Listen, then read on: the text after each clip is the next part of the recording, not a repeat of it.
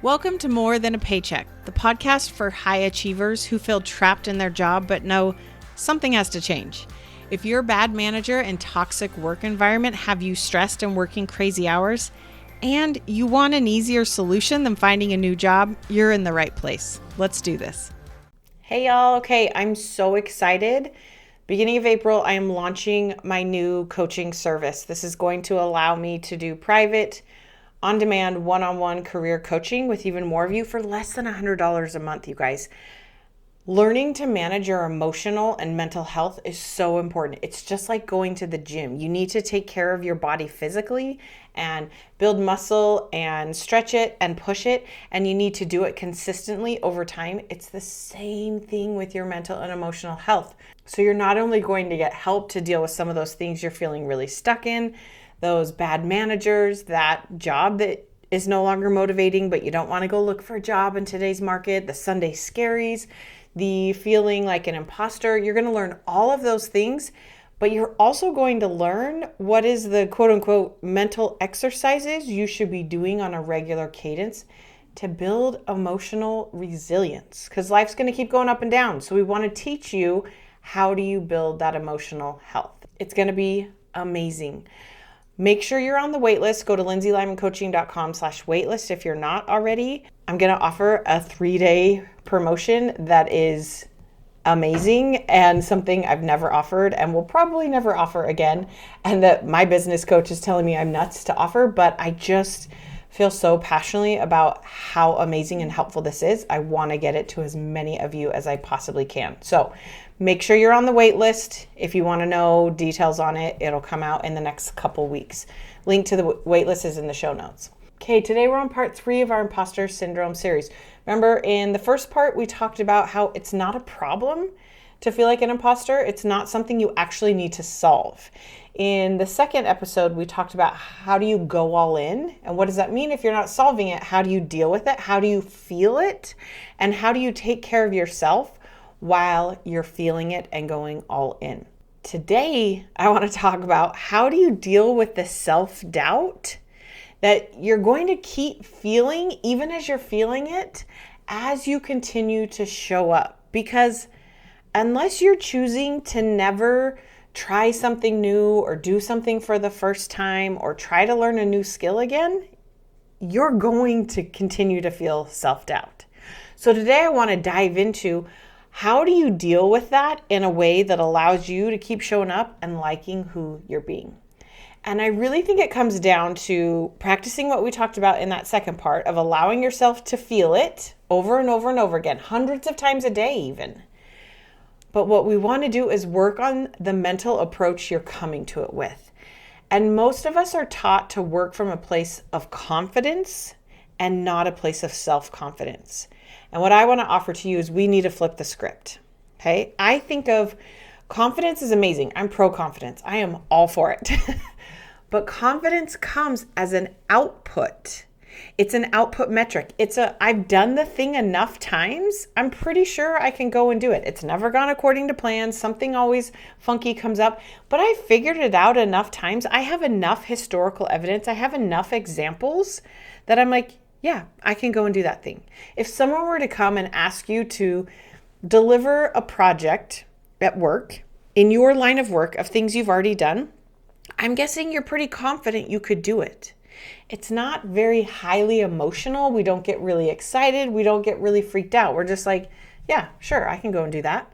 I think of at my time at Amazon, writing an OP1. By the end of my 12 years there, I was like, yeah, I can go and do this. I've done it 12 times. I know the gig. I know what to expect. I know how many hundreds of revisions we're going to go through. I know the process. It's never gone according to plan. I've always screwed some things up. I've always done some things well. I'm pretty confident I can figure it out again. Okay? Confidence is amazing, but what happens is if we're waiting for confidence, we're just going to keep waiting. Because remember, it's the output metric. It's the thing you did. And now your brain has evidence to believe we're safe, we're good, we don't need to freak out, we don't need to feel like an imposter, we can figure this out. Cool. Pro-confidence. But remember, imposter syndrome comes when we haven't done it. when we don't have that file cabinet of evidence for our brain to believe we can figure this out, when we're doing the OP1 for the first time, when we're writing the 6-pager for the first time, when we're asking for the promotion for the first time, when we're pushing back on a leader that's asking us to work nights and weekends for the first time, when we're trying to learn a new skill and deliver on it for the first time. You're going to have self-doubt. So confidence isn't going to work for you in that stage. Self-confidence is where we want to approach it from. So I define self-confidence as a belief in your ability to figure it out and like who you're being along the way. That's it. So confidence is the output metric of the thing we produce and do. Self-confidence is the input metric of I can figure this out and I'm going to like who I am along the way. It doesn't mean it goes according to plan. It doesn't mean it goes according to the timeline. It doesn't mean we nail the end KPI. But what it means is we're gaining that experience, we're gaining that knowledge, we're gaining that insight, we're figuring it out enough, we're building that file cabinet of evidence to help our brain get to a place of confidence. But you got to go through the hard learning part. You have to approach it from a place of, I can figure this out and I can be a good person. I don't have to know the answer. I don't have to hit the check boxes. Once I've tried it enough times, I will know what the check boxes are and how to get there. Okay? That's where we want to approach this from.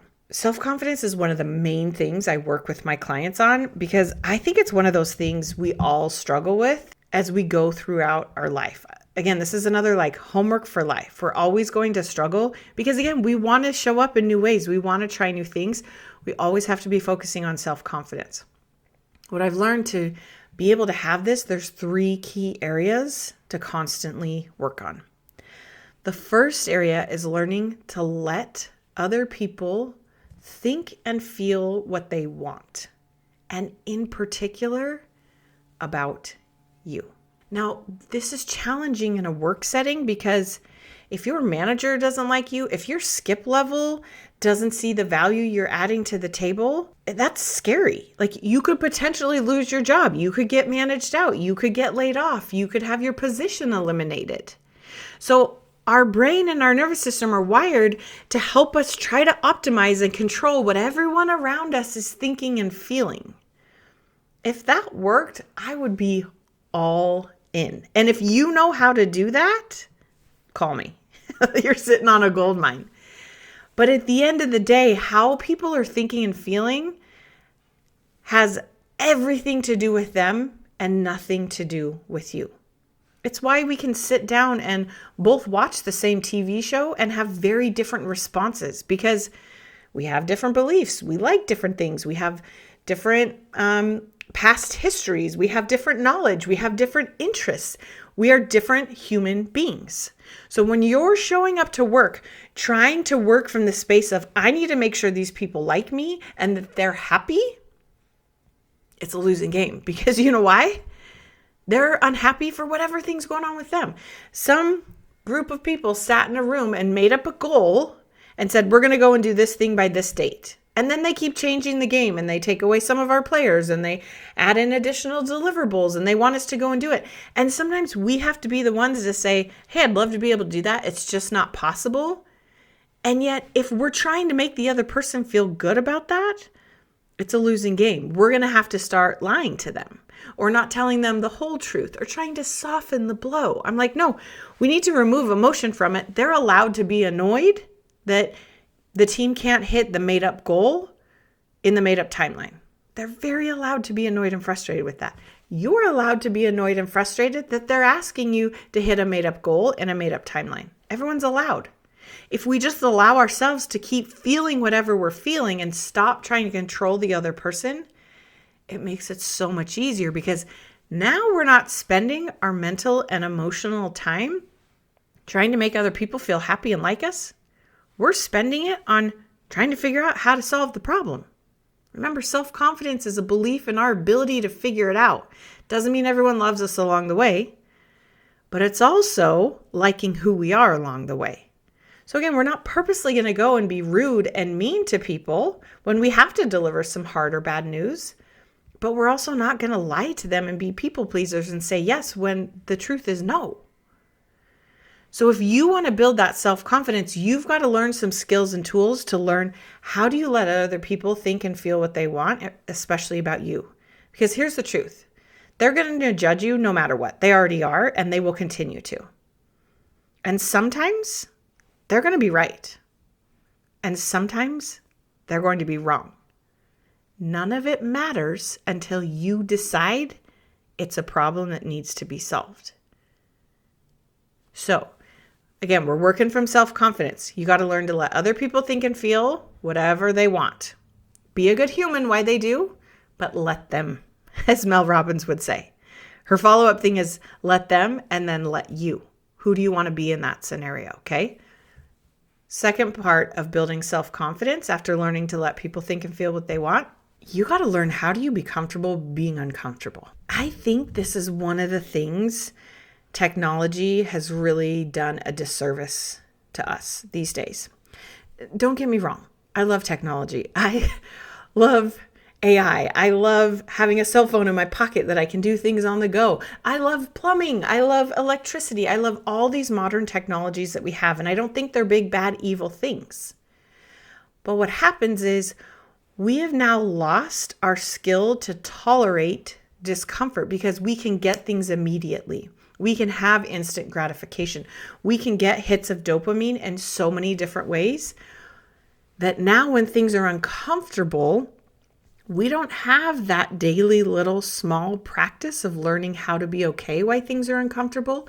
So we try to avoid it. This is why we're not honest in our response when our leadership says, hey, can we go and deliver on this goal? And we're like, yeah, sure we can. When in the back of our mind, we're like, there's no way this is not even possible. You're crazy.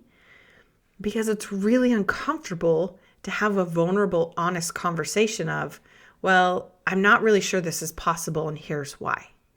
If we don't know how to be comfortable while it's uncomfortable, of course we're going to avoid it. Of course we're going to tell them what they want to hear. Of course we're going to try to get them to like us and think that we're great. Of course we're going to say yes when we should be saying no. Of course we're going to work nights and weekends because we would rather be angry and resentful and put the discomfort on us than try to have an uncomfortable conversation and figure out a way forward. You have to learn how do you be comfortable being uncomfortable.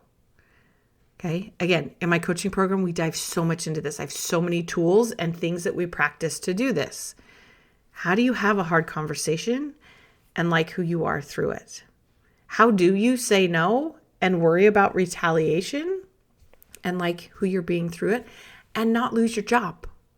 How do you learn to trust yourself more when you don't trust your leaders and your manager? You got to know how do you be okay when you're not okay? Because we don't want to feel good about some of these things. Because if you don't know how to be okay when you're not okay, what you're going to do is keep trying to control things you can't control and make sure everything's okay. And I don't know about you, but I have found life is a balance. I don't want to feel good about some of these things. I don't want to feel good when my friends lose their job for whatever reason. It's uncomfortable. I don't want to feel good when I have to go and tell executives, hey, this big thing we've been working really hard isn't going to happen. I don't want to feel good about that. But I don't need to be a mess. I don't need to make it mean I'm a terrible, horrible person. I don't need to play in the drama of it. I need to learn, how do I be okay while I'm not okay in this moment? And then the third thing you want to do is you've got to learn, how do you go and get your own back through all of this? How do you trust you? I'm going to dive into this in significantly more detail in the next episode, so make sure you're subscribed. But you got to make sure at the end of the night, you can put your head down on your pillow and be proud of who you were while you were uncomfortable, while you were letting other people think and feel whatever they want. It's hard. But when you like you, it allows you to go all in on self-confidence of trying to figure it out. Doesn't need to be perfect, doesn't need to be symbiotic and everyone's loving it and laughing and giggling and having a great time. It also doesn't need to be doom and gloom and super dramatic and like overly emotional. No, when you like you, you're not focused on making sure you're good and not going to get fired and people like you. You're just all in on solving the problem, which means you're going to get to that place of confidence even faster because you're going to start taking the uncomfortable right actions to figure it out and start delivering and start building that confidence. So remember, we need to start working from a place of self-confidence, a belief in your ability to figure it out and liking who you are along the way. That takes 3 areas of focus: letting people think and feel what they want about you, learning how to be comfortable when you're uncomfortable, and learning how to get your own back. All right, y'all. You're amazing. You got this. We'll talk soon. Hey, you didn't schedule a coffee chat yet. Remember, that's the next step. There's so much more I can help you with. You're going to leave this coffee chat knowing a few things you can try right now, depending on your specific situation. This is not a sales call. My goal is simply to help however I can. If I do think coaching can help, I can tell you about it, but I'm currently on a wait list for new clients. Click the link in the show notes or go to lindsaylymancoaching.com/chat to get on my calendar. I only offer a few coffee chats a week and it's first come, first serve, so don't wait. Chat with you soon.